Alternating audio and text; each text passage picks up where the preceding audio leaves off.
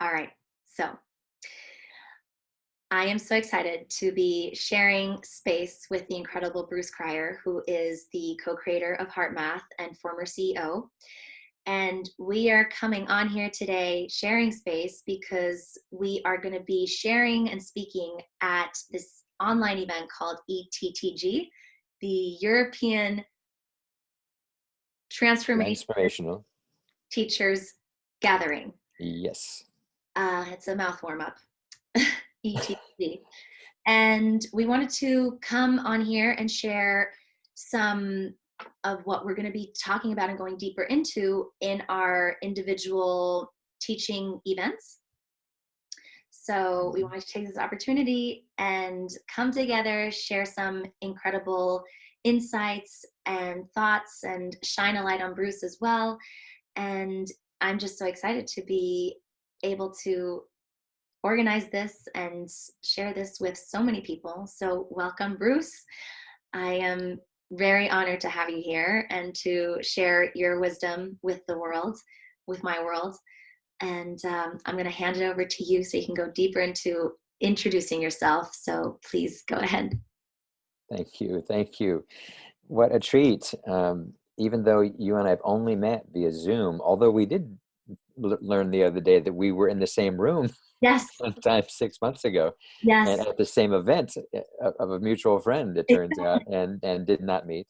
But even though we haven't officially met in person, it's wonderful to connect again in this way. And you're an amazing person and incredible and so beautiful. Your heart is so lovely, and that's how we connected, right? I mean, we have in common this HeartMath thing, Yeah. and I know you got licensed some years ago to work with it, and I was often lately have recalled lately meaning during this time of the situation, the Right. pandemic, and the stay at home and everything else that's been involved in it. And when that began for me, a conscious awareness that the heart was what mattered the most. Yeah. And it was about 30 years ago. It was right before HeartMath started. It was in the run up to the opening of HeartMath, actually, when I realized I was one of the original team with the founder, Doc Childry, and realized this was my mission in life, was to live a path of the heart and to understand what that even meant, and hopefully share others the insights that I and our team, meaning HeartMath, would come up with. There have been so many twists and turns that I never could have imagined, kind of like where we are now in the world. Like, what? Who predicted this? Even those who thought there could be a pandemic, did they ever really anticipate this is what it would end up to be, Right. in terms of all the havoc and chaos and suffering? But yeah, for me, it's just been a kind of a step-by-step journey from childhood, being raised by two very loving, peace-loving parents, who both of whom were pacifists during the Second World War. My father had decided during the Depression, when he was in college, that war was innately evil, and it was mostly a gimmick. It was mostly the work of multinational arms companies back in the time of World War One, and felt that his faith meant that killing another human being was not what he could ever do, nor did he want his family to ever do. He ended up having 5 sons and raised us that way. And one of the ways he helped to raise me along those lines was he and I often would recite the prayer of St. Francis, Wow. and not the Lord's Prayer. And we were Presbyterian, kind of, okay Protestants, nothing particularly exciting or passionate about that faith. But the prayer of St. Francis, and how it began: Lord, make me an instrument of thy peace. And the essence of the whole thing is to understand others more than worrying about yourself, to care more for others than just caring only for yourself, to love more others, to understand others, not just thinking about yourself. And throughout life, the story of St. Francis became more and more prominent for me. Finally, going to his tomb in Assisi about 6 years ago and having a very powerful, very emotional experience.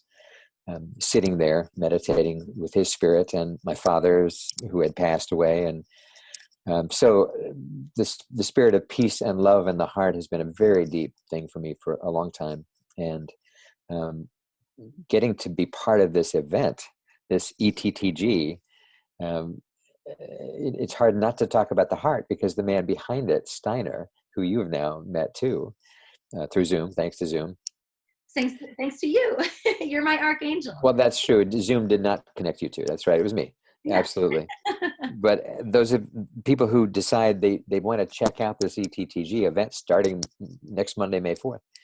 And it's crazy, like €6 for the entire week. So it's like, you can't even say that's a cup of coffee. That's like $1 a day. $1 a day. Exactly. So, but the spirit of it is so much about the heart, and that reflects so much about Steiner, who is just lovely, lovely man, a huge heart. And so I think the various speakers, all of whom I know, all of whom now are friends and warm colleagues, it's going to be a deep event. It's not 20 talking heads giving their 1-hour pitch about why their particular angle on something or other is so powerful and unique. I mean, I think we all have. I love how he was very clear about the fact that there's no selling involved. We're just sharing our art, and I thought that was very beautiful. Yeah. So I'm thrilled that we know each other, and the way in which we met, which maybe you can say a little bit about that, because it's kind of it's fun just to good old hear from people. Well, exactly. around this time of going inward, or coronavirus shutdown, quarantine, whatever you want to label it as, I got a deep call to really, as I think a lot of us, what we're doing right now, to just recode myself online so that I could be at the highest service possible for these times, with the power and the peacefulness of the heart.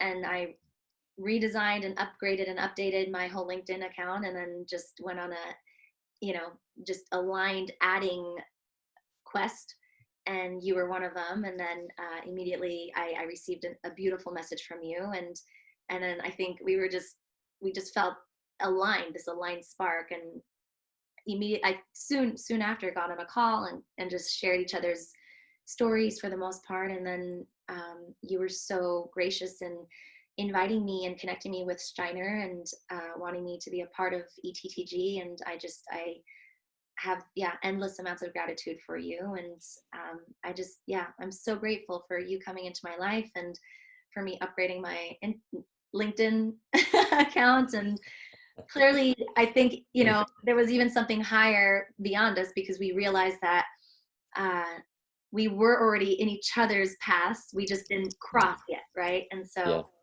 there's always a divine aspect to everything when you have the courage to follow and trust the heart. There's the divine timing that comes into play exactly when it's meant to be. And I think that's how ultimately we came into connection. Yeah. I mean, there may have been other times when you were living in the city where we were at the same event or in the same place. Who knows? It is fun to kind of, every now and then I'll think about that, and think about a movie that could have these moments where the two protagonists eventually meets, and all these points where they actually had met but didn't know it, and had no way of knowing, and it wasn't a setup, it just just the way it was. Shout out to Mia Lux, because it was Mia Lux's one of the tapings for her web show. It's a wonderful show. That the way we were there, Dr. Andrea Pennington, who's a dear friend, in was the guest that night, and she was great, and so was Mia. And it's so fun to know we were both there. Wonder where you were sitting. Yeah, I usually sat on the left, so I don't know. I have a feeling, were you on the right? I don't know. Kind of, but pretty center, actually, pretty center. Okay. I was in the front. I think it was in the front row. Anyway. Yeah, usually same here. I was the first one rooting her on. I was like, go sister. So we were meant to meet, I think. And I just wanted to give a little tech thing. Your mic is hitting your button, so every once in a while there's like a. Thank you. Yeah. I will adjust the button best I can. Okay. I'll kind of hold on to it out of view. Hopefully that'll help. Yeah, or just put it. You can put it inside, and then Okay. Anyway, so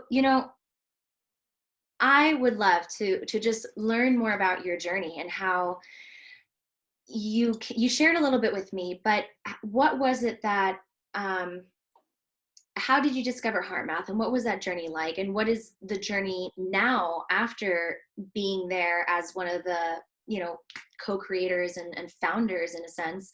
um, how do you envision, I know these are a lot of questions all in one, but you know, how are you continuing the messages and the teachings of the heart into our world? And I know you're going to go deeper into it at on your talk Mm, at yeah. ETTG, but if you can give us like a little, you know, a little taster maybe.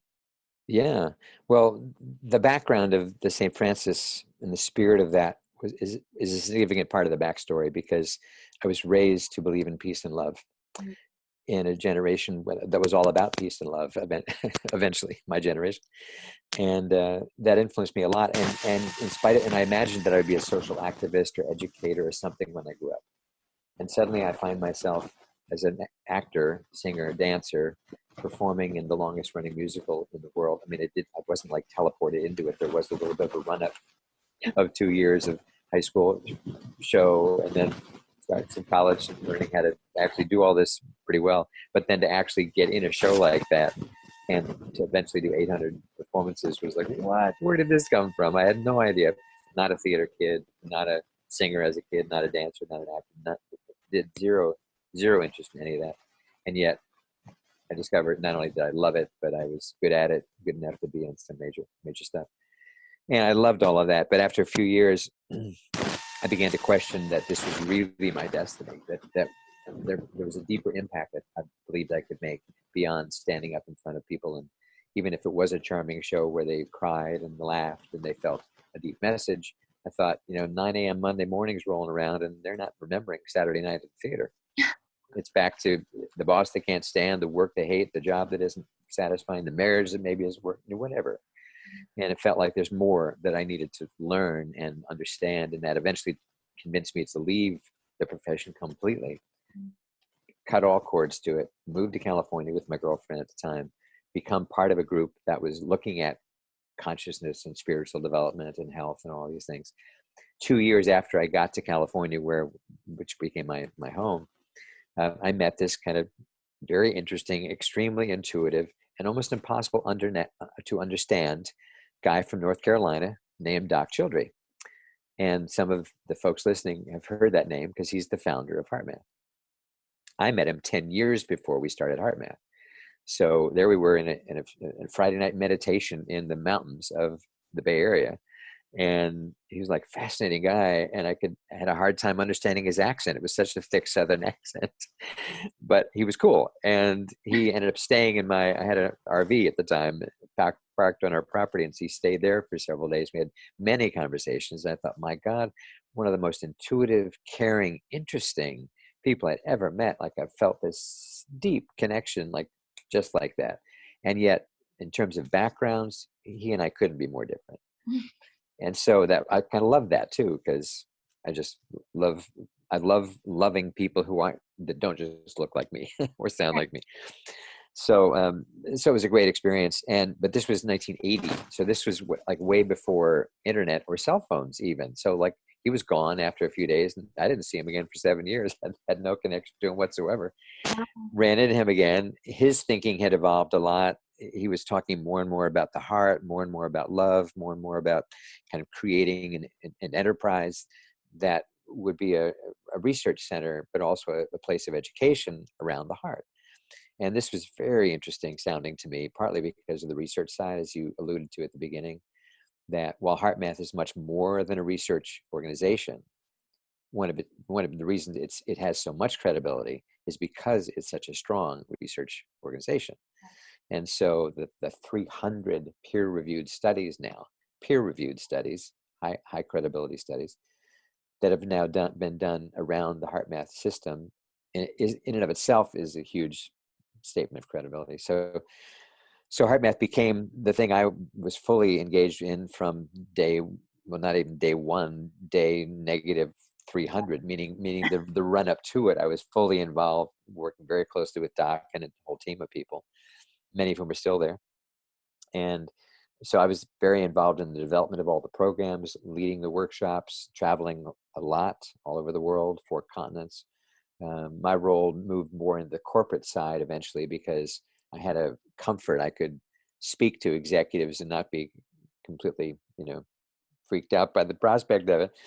And as we got more and more data and more evidence that the techniques we were developing had a measurable impact on health, but also on metrics that corporate people care about, like performance and retention and quality and defects and things like that. Once we got data like that, it became easier and easier, of course, to talk to the corporate people because they care about data. And so if we could march out some good data to give them evidence, the left part of their brains were totally satisfied. Oh, great, you've done your homework. Oh, and this is being taught at Stanford. Oh, okay, that's great. Oh, and you wrote the article for Harvard Business Review. Oh, that's great. Okay, you guys must be solid. And all those things happened, right? So we got all the ticks in the boxes, as they would say in England. Their minds for their hearts. Exactly, yeah. So for many years, and for me, it was fully for 20 years from the beginning that when HeartMath started in 1991 till I stepped down as CEO, which was halfway through 2011. Wow. It was 24/7 mission, and it did take me all over the world, but home a lot in the Bay Area, helping shape the organization, as so many of us were doing, and there, as you know, I went through a couple of years of very challenging health and emotional things happening. The health were cancer and staph infections and double hip replacements. The emotional, especially, was the passing of my mother in the middle of all of this. And so a lot of turmoil going on. First of all, was I going to survive?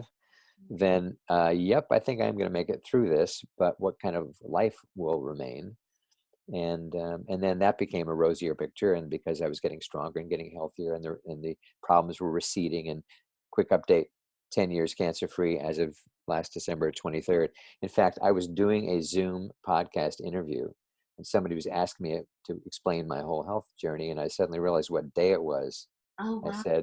I said today, and I choked up. I said, today I'm 10 years cancer free. And I hadn't realized that when I woke up that morning, that this day, day was going to be the day that I was doing this podcast.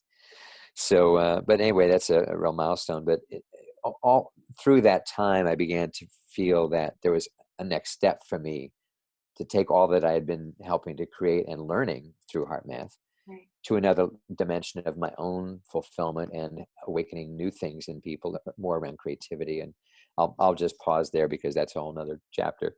But yeah, it's been as I've said many times, once the genie is out of the bottle, in this case, my heart intelligence and my desire to have creative expression in my life, tons of it, and encourage and help others do the same. Once it's out of the bottle, it's like, there's no way you can put it back in. There's no going Because back.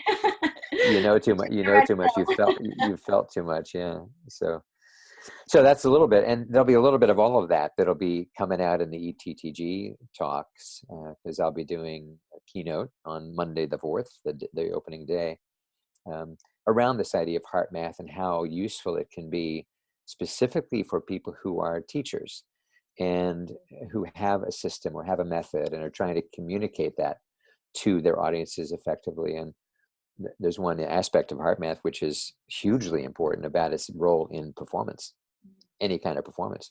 When you can learn how to manage the emotions, which otherwise often derail any kind of performance, a Zoom call, a song that you're performing, a dance you're doing, an essay you're writing for a creativity class led by this guy named Bruce Cryer, whatever it may be, the performance often suffers if the emotions are not organized in a way you want them to be.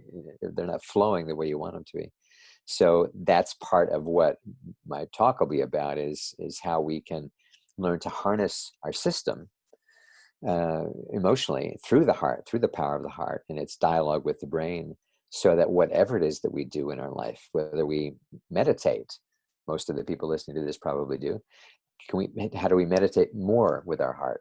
Whether we paint, whether we are an accountant, whether we are a school teacher, whether we do whatever we do, how can we do it with more heart, with more depth, with more compassion?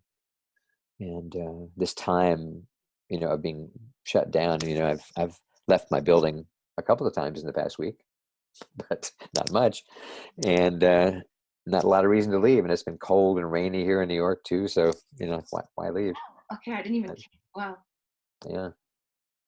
So anyway, it'll be fun in the ETTG event because I think there are a lot of perspectives of what I've learned and what I've taught from HeartMath that'll be very useful for anybody who's doing any kind of transformational inner work, let alone working with audiences. And now, I think the one part of your question that I didn't yet answer, so it's been 9 years, I guess, since I stepped down as CEO, and I stayed involved directly with HeartMath for a number of years, was still kind of an employee, but in more of a part-time role. And I still teach HeartMath at Stanford, as I will also next Monday. I'll be teaching an online course also on Monday, 2 places at one time, at Stanford, as I've done for 24 years now. I've been teaching at Stanford that long, a HeartMath course. And so I still teach HeartMath in various places, whether it's now online at Stanford, and at the end of May, I'll also be doing one in New York City, the Open Center. But I do a lot of mentoring. I realized after so many years in business, going through life-threatening situations, coming out the other side, determined to follow my heart more than ever and help others do that, many opportunities kind of arise to help leaders or help visionaries or help entrepreneurs or help people that have visions and missions or whatever, and sometimes struggle, as I have, to get it all lined up. You got the vision, and then there's this practical thing called money or structures or whatever it may be, and of course that is so stretched right now in the life we have right now. Majorly, yeah. So that's a little bit about what I'll get into and how I live now. And one last thing for this piece of our talk is part of what brought me back to New York a little more than 2 years ago, where I now live, ground zero of coronavirus US, was my desire to perform again.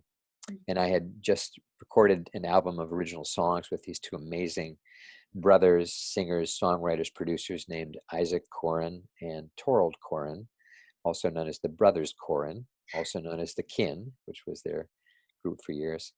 And we did this album together. And as I was getting into doing that album, I was coming back to New York every so often and kind of thinking, do I want to come back to New York? I feel like I need to be involved in this music and art scene again somehow. And I thought, no, you left that a long time ago. That was the last chapter of your many chapters ago. And then more and more I thought, no, I'm supposed to be back here. And now with this going on, it's not my favorite place to be right now, and yet it's where I am. And I know this city and this area, this region, especially needs the heart right now. We'll get through this. Right. And New York's amazing about its ability to survive, and the resilience of New York is incredible. And at the same time, the emotional stretch this has been and continues to be. It needs the tools like HeartMath. It needs the tenderness of the heart to polish off some of the hard edges that also are here. And so that's a little bit about heart and me. You and your heart journey. Me and my heart, yeah, exactly. Your heart path. Tell me more about your heart journey too. And HeartMath is one piece of your heart journey, but yours is really wonderful too. Yeah, I feel that I was always programmed more in the heart, and I kind of came into a world that was and is much more programmed in the mind. And I always felt like a weird specimen that never fit in. I don't sound like it, but I was born and raised in Switzerland, for those of you watching that don't know much about me. And that's where I'm currently at, back home in Switzerland. But growing up in the Swiss school systems, at least until 5th grade, I was super creative, and you and I share that commonality where, I was picked to sing and perform at every play, and even on TV shows. When our class got picked for this random TV show, I was in the national team of rhythmic gymnastics for Switzerland competing. And, I was very creatively oriented. And just playful and connected. And I grew up in the forest in Switzerland, and I was deeply, deeply connected to nature and to my inner nature as well. But then when I entered into first grade, even the first day, there was this traumatic experience that happened that I completely blocked out of my consciousness because it was my first heartbreak. And because of it, I developed severe eczema for most of my life. And it took a hypnotherapy session, but really deep heart work in order to, heal my heart enough so that I could remember that moment and heal it from source cause. And since then, I haven't had eczema again. So the heart is, I've gone down so many different rabbit holes when it comes to the heart because, as I shared with you, HeartMath was one path, but it got me so, I met so many incredible people there, and also facilitators and teachers that were almost a little bit more spiritually oriented. And that's the part that it's almost like the magic of the heart that really calls me, because that is a part of the heart that we demonize and that we're so scared of, because it's a force within us that is so illogical that most of us that operate from logic and the mind just simply cannot comprehend, because it takes a paradigm shift to understand that level of unity consciousness, if you may, which I've come to understand the heart to operate from that level of consciousness when you activate its full potential. But coming back to Switzerland, in fourth grade, my teacher, purely based on my math grade, called me stupid to my face.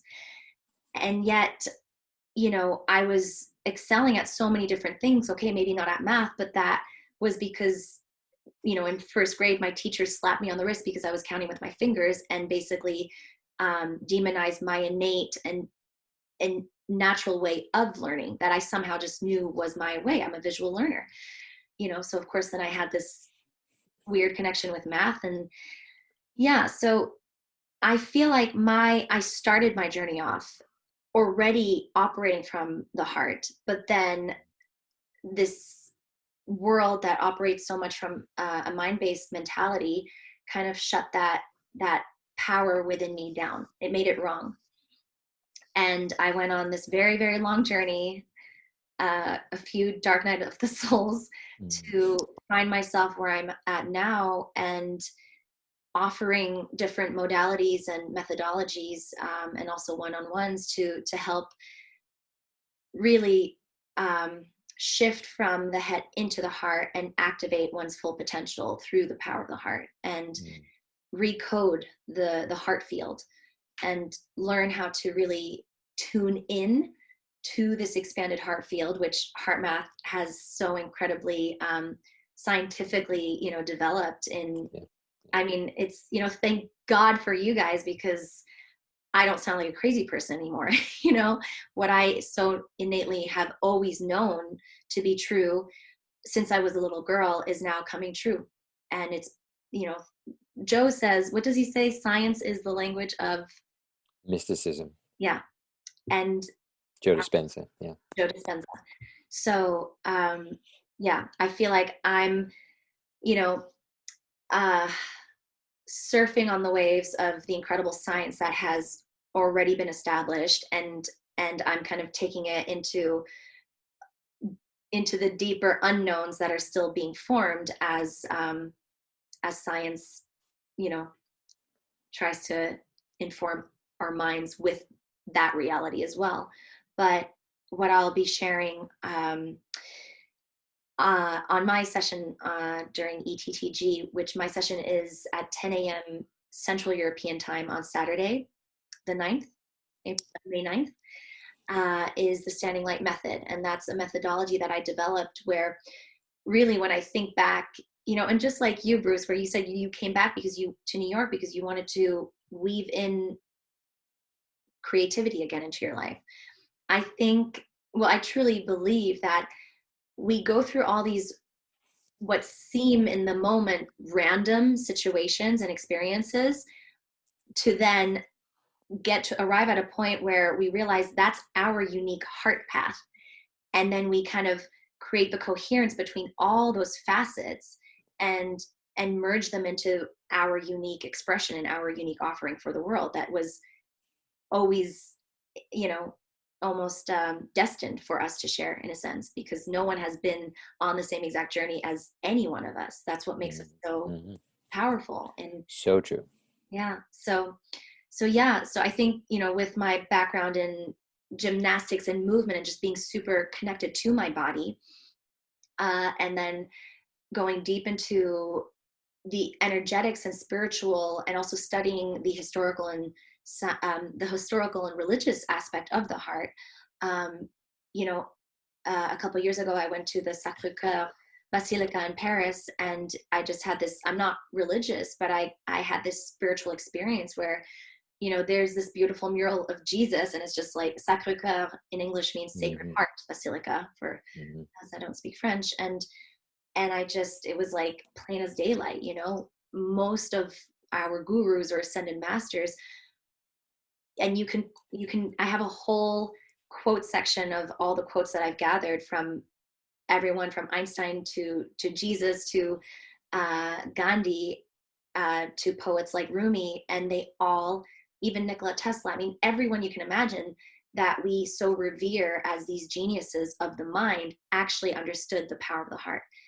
And I think they cracked the code, and it was when they cracked the code that they actually became these, you know, sought after geniuses or ascended masters or gurus, because you've got to get to the heart in order to understand, um,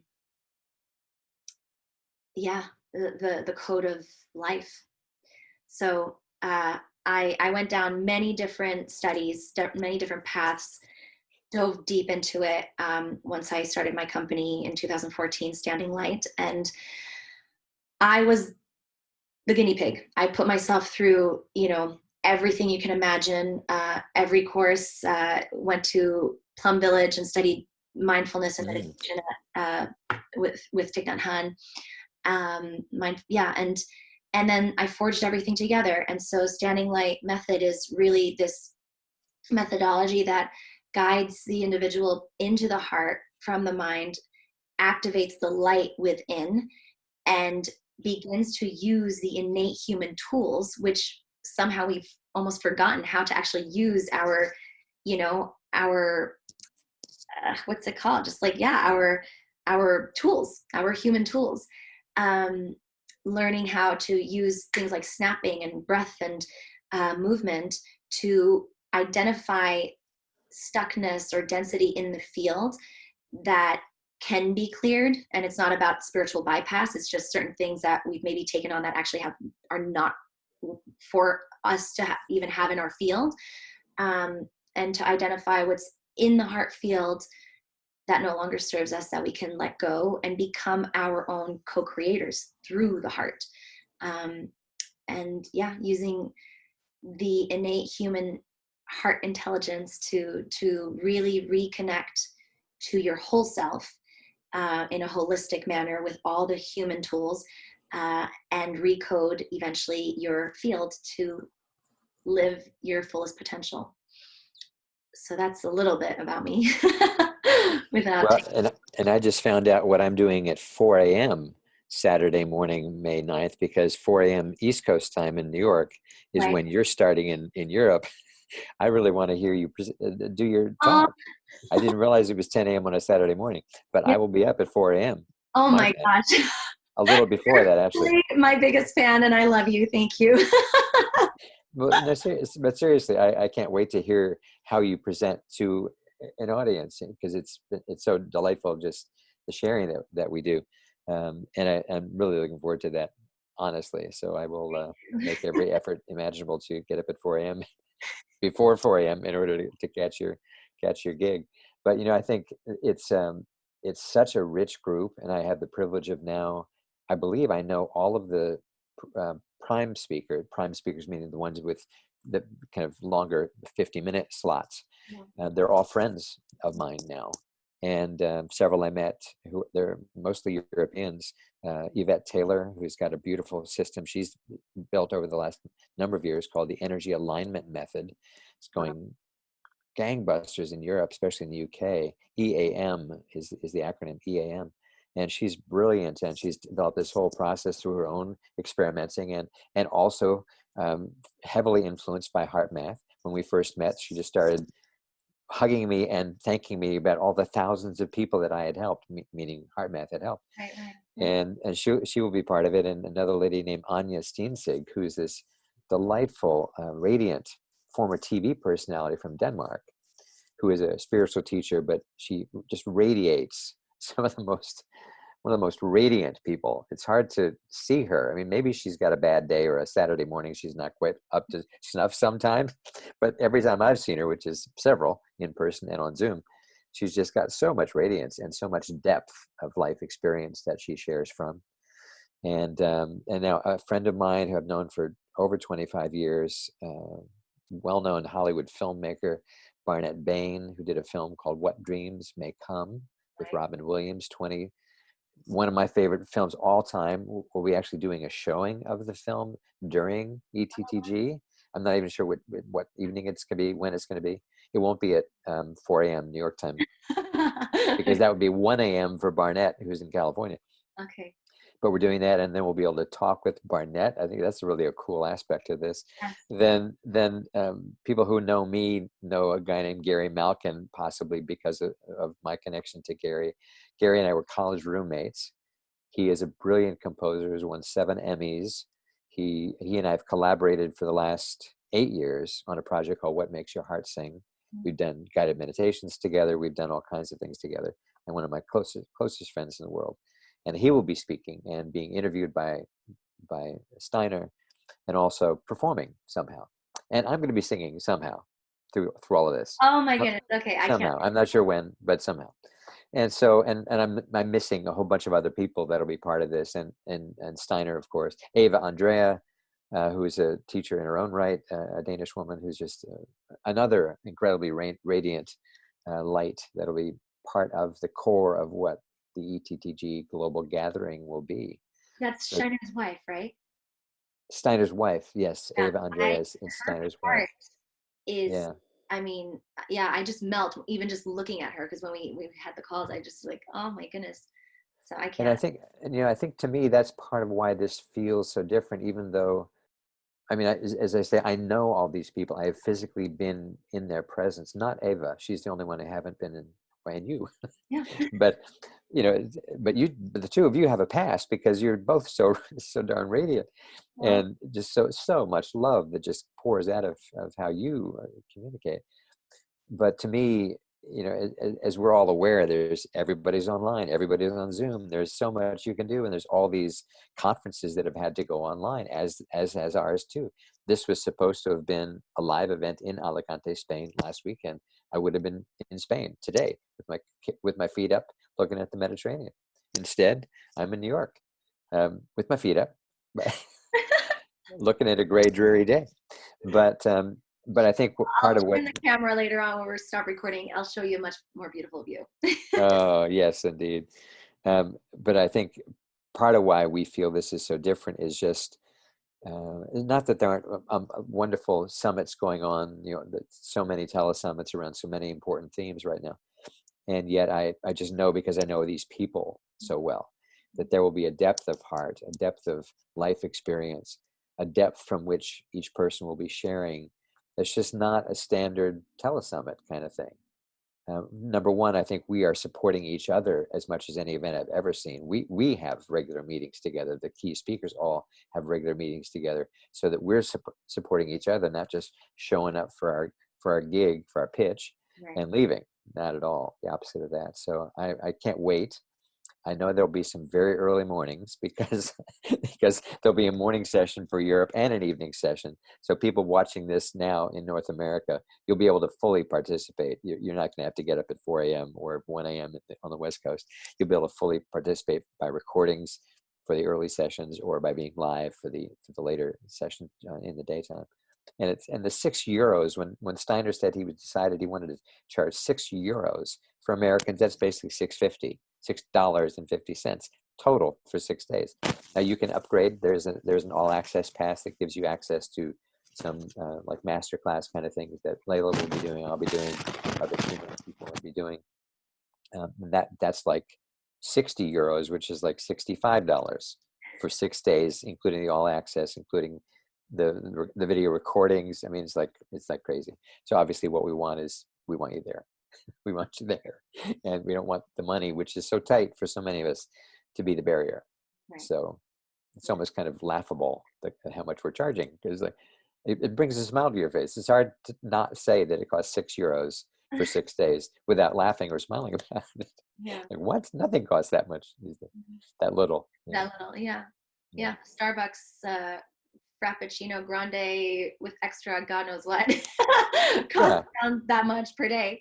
So, Right. but Exactly. yeah, I mean, I had the pleasure of being on the first call with the whole group, and it's you just feel the love, and I've been, a part of so many different events and online and in person, and you know, I'm gonna I feel it's so much thanks to you, that I also just feel immediately welcome, but that also takes the collective of the group, to just be like Yeah. open arms and open hearts and minds. And I really felt that. And I immediately felt just like family. And Steiner, you know, really works hard and from what I've experienced so far. And that's his intention.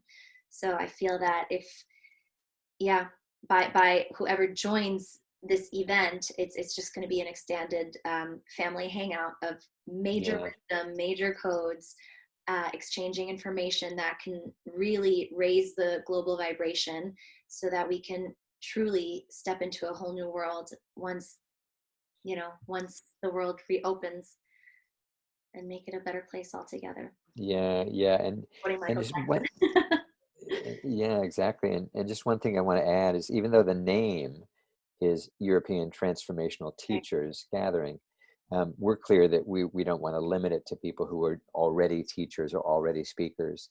This is really for anybody. And I mean, I think people who are teachers and speakers, it's going to be a fantastic time, because the speakers, those of us presenting, are out there doing our thing. And many of us have been out there a very long time, Right. talking about the heart, talking about spiritual themes, talking about health in whatever ways we do.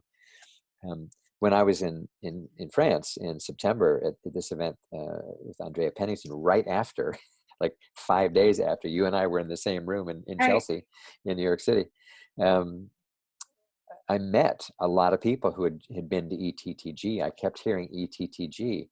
And because at this event that Andrea was holding, it was all transformational teachers as well. They were authors and coaches and therapists, but they were all trying to transform people's lives in different ways. And I felt this very warm feeling, like this ETTG thing, even though it's hard to say, is this really interesting, warm-hearted thing that everybody who has been there just loves it. And they rave about this guy Steiner, and everybody kept saying, "You're going to love Steiner. Steiner's going to love you. You guys, you need to meet, because you need to be speaking at ETTG." And when Steiner and I finally met, I had texted him on Messenger, and like within an hour or something, like very quickly, I get a response back from him, which was a 3-minute video praising me and how excited he was that I had messaged him. And he had heard about me from people who had been at that same event. And he was so glad I'd reached out, because he couldn't wait to talk. And we talked an hour later, and then again the next day. And then it became this kind of, I became addicted to Zoom calls with Steiner, because the heart of this man, but also the creative vision of this man to, we're all having to pivot right now. And his events in Alicante, Spain are quite memorable from what I've heard from people who go every year. To have to go online was definitely not his first choice, nor was it for any of us. And yet here we are. And I just feel that anybody watching this right now, if you're resonating with anything about my story, anything about Leila's story, this is like going to be the dream event, because you got a bunch more people with warm-hearted stories of how they've gone through their life. And it's much less about star speakers, as many summits have the 2 or 3 big name speakers, and then everybody else is sort of in the shadows. None of us are like stars in that way. And yet I think the depth of the stories and the relevance of what we've all experienced, there'll be a lot of nuggets through the week that will be lovely. And we're also designing this, and I've been very involved in talking through the design of the event. It's not just speakers. We have some very interesting and fun entertainment moments, and more than moments, like the screening of the film What Dreams May Come, but other things as well. Music and little YouTube show might be shown that I'm kind of a part of. I mean, there's going to be some fun things that aren't just speaker who's getting introduced by some disembodied voice somewhere, does his PowerPoint, her PowerPoint, and then you're on to the next speaker. We're going to have little breaks with music and all kinds of things. So it'll be even though we're still confined to Zoom, we're going to make the most of the platform and the most of the time together so that it feels like a recharging experience, not just, oh, that was fun, that was interesting, but that you're rejuvenated even while we're sitting at our computers or our phones watching and listening. So I'm excited. Yeah, you just sold me. Good. I want to be there, Good. and I'm already going to be there. No, I'm so excited. And the word that came to me that I wanted to share was there might not be superstars, but there's going to be all super hearts. Absolutely. And I think that's a beautiful way to say it, because I've never been to a conference that I can think of with the, more than two other speakers where I actually knew everybody Mm-hmm.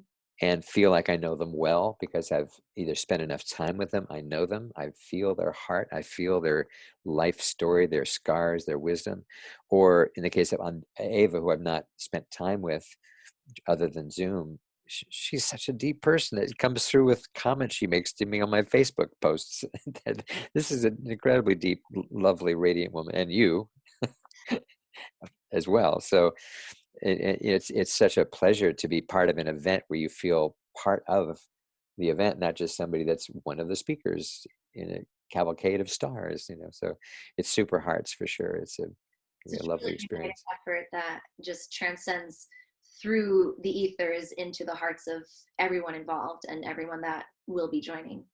That's for sure. So, because if we already feel that, then I can only imagine what Yeah, you see when it's like, yeah. yeah, go time. And I can't wait to be surprised. I mean, this is part of why I'm going to get up 4 a.m. Saturday morning, May 9th, because, even though we've had quite a few different conversations and sharing of stories, life stories, etc., I am sure there are all kinds of things that you've experienced that will come out in that talk that I have not yet heard from you. And Mm-hmm. that's going to be fun for me, even though feeling like I already know you well, Mm-hmm. let alone for people that are brand new that'll have liable to hear something that's just like, wow, that was so cool when Leyla said that was, I want to remember that. Yeah, I mean, likewise. I haven't gotten the chance to see you speak, or obviously we've shared, but I feel like there's going to be so many incredible codes that we will get to share and exchange, and Mhm. really take us to a whole new level of awareness within ourselves. So yeah. Um, would you like to share any parting words for this beautiful audience watching? Well, I think in addition to the conference, which is a wonderful experience and will be for all of us, I'm sure, just a word about the world and the need for just as much compassion as we possibly can, and especially for those who have been risking so much every day. I mean, that's every country of the world, the Yeah. healthcare people, the first responders, the essential workers.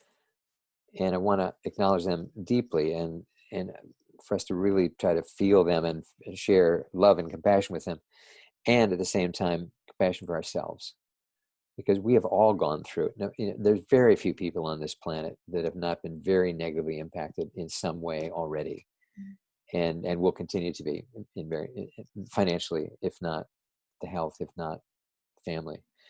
So I think this is a time where we're all being stretched like crazy. And to me, there is one thing that's going to ultimately really get us through that, and it's more love, it's more compassion, it's more heart.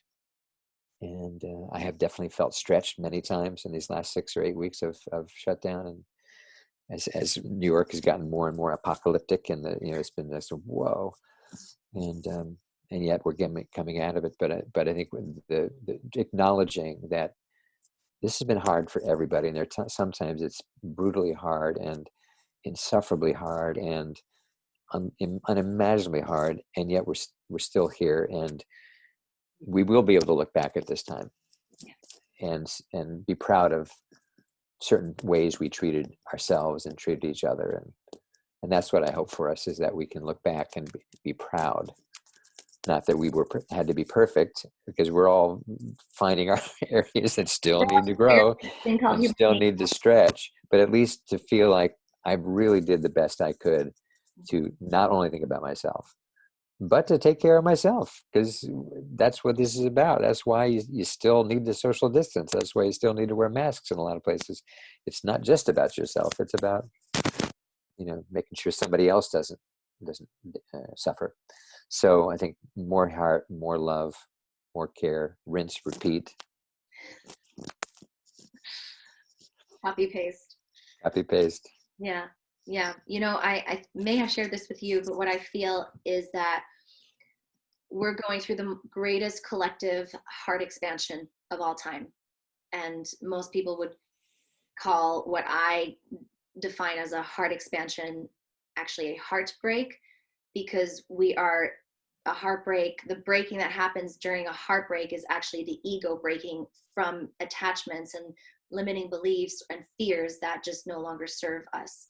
And the fact that as a globe, as a human family, as a planet Earth, we get to do this together, that is the greatest gift of all. And it doesn't, I'm not glorifying it. I'm not,